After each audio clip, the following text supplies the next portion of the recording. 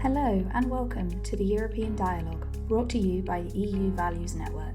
Join us to understand more about the European Union's approach to foreign policy, democracy, and European values through insightful discussions with experts from our network. Funded by the European Union's Erasmus Plus programme and part of the Jean Monnet network, we bring together over 100 academics from across the globe to challenge, debate, and enlighten us. I'm Emily Jones, and I'm pleased to guide you through the complex yet fascinating world of EU foreign policy. Today I'm delighted to be joined by Professor Jacinth Jordana, the Network Coordinator of the EU Values Network. We thought episode 1 we should speak to one of the core members of the editorial team behind what the EU Values Network is all about. So let's dive in. Welcome, Jacinth. Thank you. Good afternoon to everybody. Perhaps you can begin by describing for our audience what the EU Values Network is about. The EU, the European Union Values Network, is a Jean Monnet network, which is operating under the Jean Monnet Actions, co-funded by the Erasmus Plus program. This is a very well-known program launched by the European Union many years ago. And they opened this network, large network call recently to promote European activities, European thinking all over the world. And actually, this Jean Monnet network are focused on the activity of higher education institutions, as I said, to disseminate the research they develop and to promote also educational activities abroad. Interesting. And so, why were these actions, including the network, created? The EU aims to support teaching and research in European Union studies and also about different aspects related to the promotion of European Union activities. And the aim is to promote this worldwide, emphasizing both internal and global perspective. And in this sense, we secure a call for an EU research and educational network focusing on foreign policy, values, and democracy. And our network centers on these themes, in particular, trying always to link values, European values, democracy, and the involvement to promotion of democracy all over the world. This is maybe the main goal of the network. So beyond the values you've mentioned, or perhaps then within them, what are the topics that this network addresses? Perhaps you can give our listener more detail on the areas of research that this network covers. Right. Well, this is a very simple structure. We have 4 main topics that articulate around this big question I referred before. And this, we call them work packages. The first one is on promoting democracy and the rule of law. The second one on protecting human rights. The third on preserving peace, freedom, and multilateralism. And the last one on achieving sustainable development goals. Okay. And we know that you are the network coordinator, of course, but who else, or perhaps what other institutions are supporting the coordination of this network? This is a large network. We have we are 21 partners. The network is led by IBEI, the Barcelona Institute of International Studies, which is based in Barcelona. I am a researcher affiliated to IBEI. And we, through these 21 partners, we collaborate with nearly 100 academic experts that are affiliated to the universities from all parts of the world.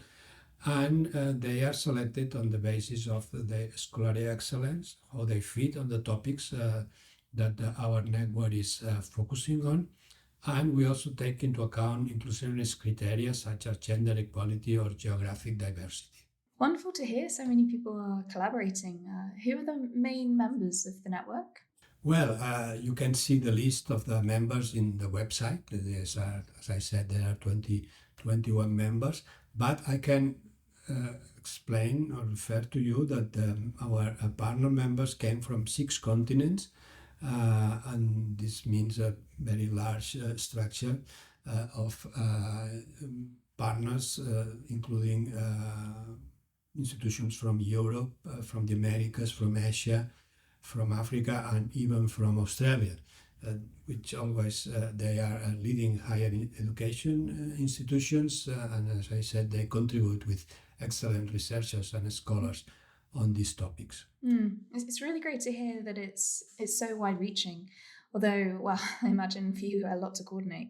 What are the various activities that you and the team manage? Well, we plan to disseminate our research, our partners' research on these topics of democracy, human rights, peace, freedom, SDGs. And in a way, we are going to develop a dissemination platform and a forum, which is going to be quite powerful in the sense that we are going to articulate a lot of activities and products in the terms of, for example, pieces of a webcast or interviews or posts or many other tools that we are going to use to share knowledge, the knowledge we produce with the general public, with other academic colleagues, with students on these topics that I refer. Yes, indeed, podcasts such as this one. And well, to dig a little deeper with you then on this emphasis of dissemination, which is obviously so important for that broader audience to understand the critical work of the network, how do you engage both the academic community and the general public? Well, this is a challenge, of course, one of the most important challenge for our network, not to combine these two different publics, but we're going to address this. We plan that we have to disseminate high quality research, but we have to make this clear, understandable, and going to the point to be easy for the general public, interested, concerned audiences to follow what we are doing and to avoid to be academic scholars not interested in making understandable what we do. No, this is as I said, a main challenge, and we are going to address this very seriously. And of course, we are going to be open to the general public in our presential activities, as for example the first presidential conference that we are going to have in Santiago de Chile in next December 2024, and in many other activities that we're. In addition to this, we also plan to have interactive activities, so say not just producing and disseminating our research, but also allowing spaces for interaction with the general public through different digital structures, digital platforms. For example, allowing Twitter debates, allowing webinars with open to the public, or sharing and discussing activities through Instagram or LinkedIn. Cool. It's really good to hear there are options for all levels and interests. And well, perhaps you can say a little more then on the educational training or the open access components of the network for our listener.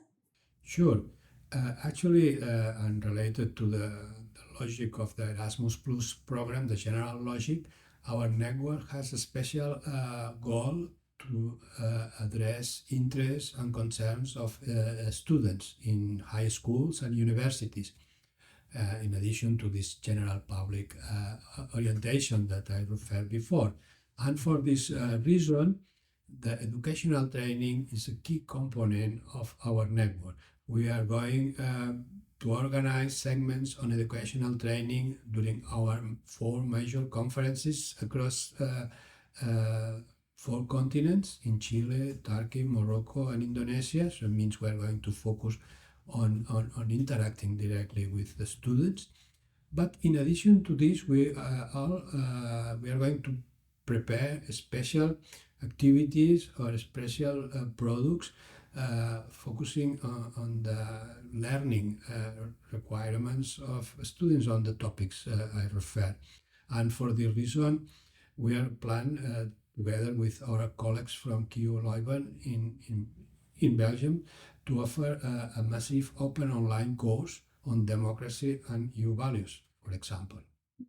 That's really great to hear. And I suppose beyond dissemination, which is done via public outreach and the educational training, is the network producing anything academic itself? This is not the main objective of the network. That is mainly focused on dissemination and sharing information, on creating spaces for dialogue and discussion.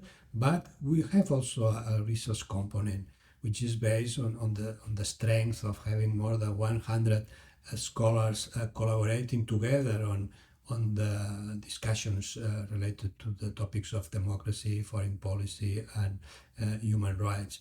And in this sense, we plan to conduct an expert survey on democracy and values, aiming to produce also some significant academic publications, considering in particular how a perspective from different parts of the world can be combined or can be raised to have a very insightful dialogues and probably also respect some emerging new ideas and new consensus. Wonderful. Well, we really look forward to reading those publications when they come, or even having you back on the show to give our listeners a brief overview of the work to date. Very good luck to you, the network, and its mission going forward. And well, thank you, Jasim. Thank you very much for an insightful and interesting discussion to explain to the listeners what the EU Values Network is all about. Great to speak with you today. Thank you, Emily.